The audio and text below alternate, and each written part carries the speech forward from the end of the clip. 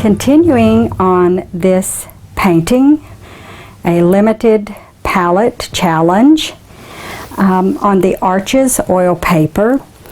The colors that I am using for this painting, which I started in the last YouTube video, are titanium white, ivory black, Indian yellow, and a Celadon green. And the Celadon is a Charvin color, which is the French paint that I love to use. And they make a whole range of beautiful colors. So I'm going to continue pushing this piece, and this piece I did as a diptych. It's very hard to see now where I've painted over the blue tape in places, but this piece is a little smaller than this piece, so I think it could be interesting just to see the different shapes and how they will look together. So I am just going to continue pushing this piece a little, changing a few things and tweaking a few things, and then we will peel the tape.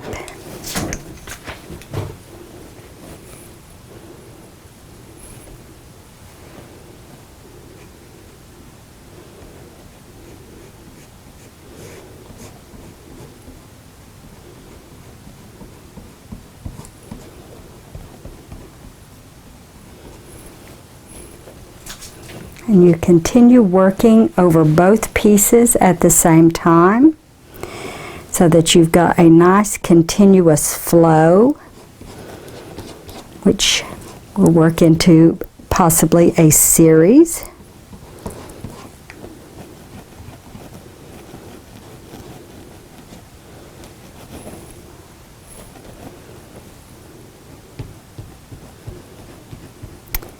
This piece did have overnight to set up and have some drying time.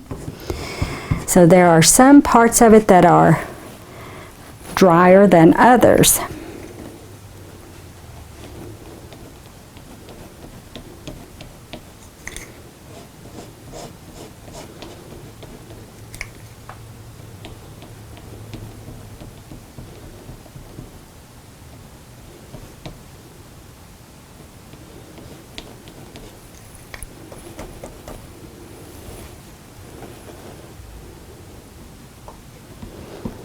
And you continually change and tweak your colors, your shapes, and how one part of a painting is sort of having a conversation with another part of the painting.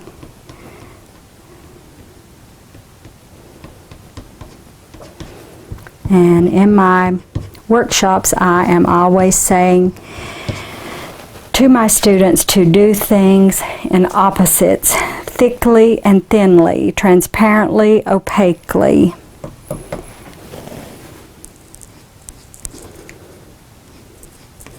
Bold shapes and subtle shapes.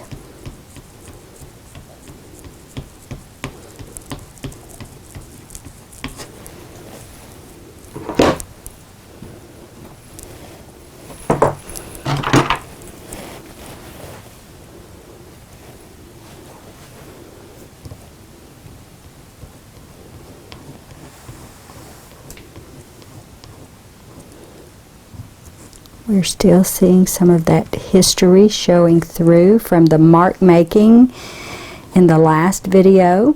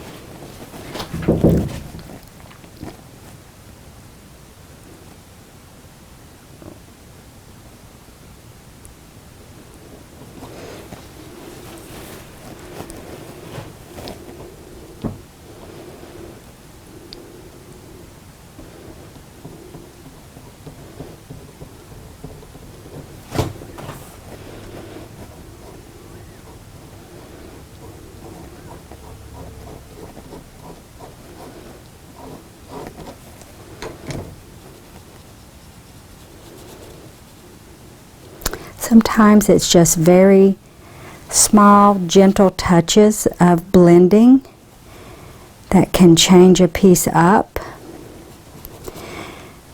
make it a little more of what you're wanting, just achieving this very soft, subtle blend where one shape of the painting is informing the other shape or the color beside of it. It's sort of like a gentle dance between everything that's going on in a painting. It's part of the fun. Hard edges and soft edges. That beauty of lost and found. So important in our work. I'm going to smudge that a little. But then also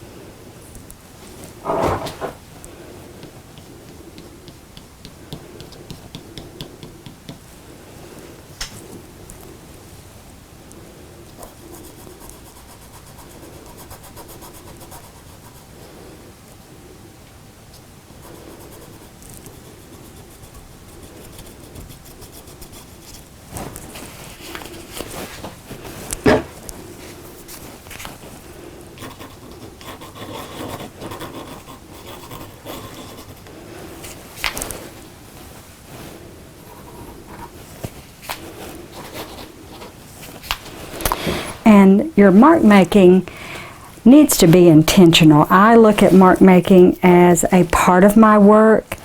It is a part of asemic writing, which is writing with no meaning, but it adds a depth and an area of mark making that can transform a certain area. And no mark making should really be unintentional. It's there for a reason, you know, beginning with the marks on paper in the first part of this video, the last video, as well as scratching through and letting some of that history show through. It's just another layer of depth that you can offer to your viewer.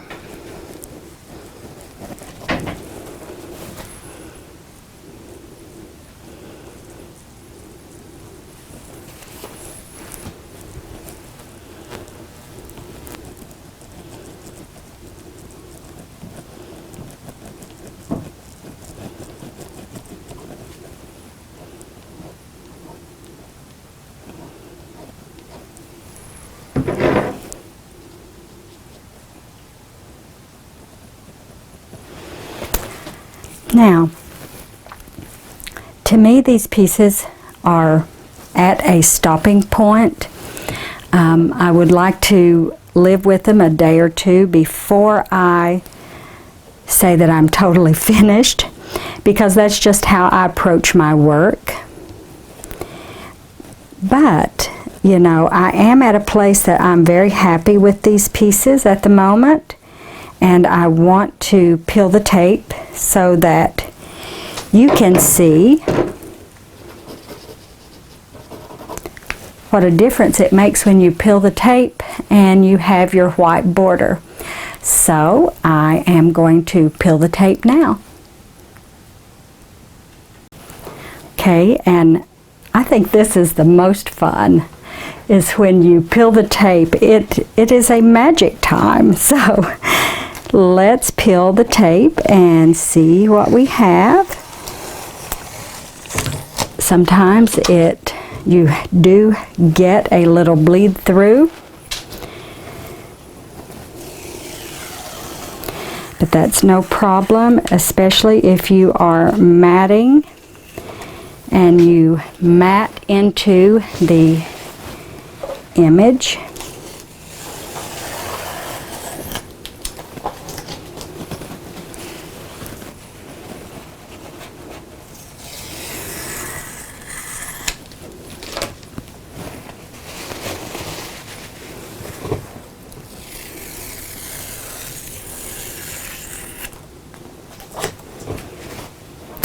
Okay, so here are the two pieces, the diptych, and as always, I'm a big fan, a big encourager to turn your pieces around so that you can see them from a different angle. You may like it better in a different orientation. So I'm going to turn this piece and let's see what we think. So this piece, this diptych, if I divide it where my bamboo skewer is, you see the two pieces, and I do like it better in this orientation, with this being the top and this being the bottom, just as you are viewing it. And so once I find the format and the orientation that I like the piece, you know, I just sort of look and see if there are any changes that I would want to make. And this line, this mark here, is sort of, it's close to the center, and so that bothers me. So I am just going to blend that out just a bit. I don't want something distracting.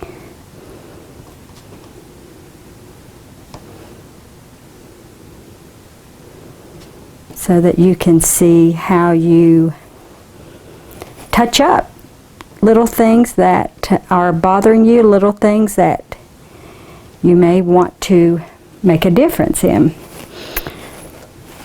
These two loops, marks that have dropped down, are sort of the same size, so I'm going to push one of them back so that it is not competing. So many things we can look at. Little touches here and there are okay to do to keep continuing to work on your pieces.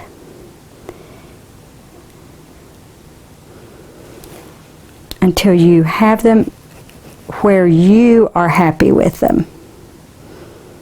And I like this very soft, subtle blend of this titanium white and the green.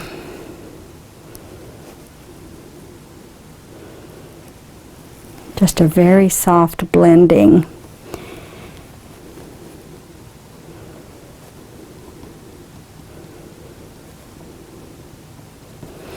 But overall, I think this is the way that I will keep these pieces. And of course, they will be divided here. And in a later video, I will bring these pieces back and show you how I mat and frame them. And until that time, leave some comments below. Subscribe to my channel if you haven't already. And I appreciate any of the likes and comments that you would have. Thanks so much, everyone.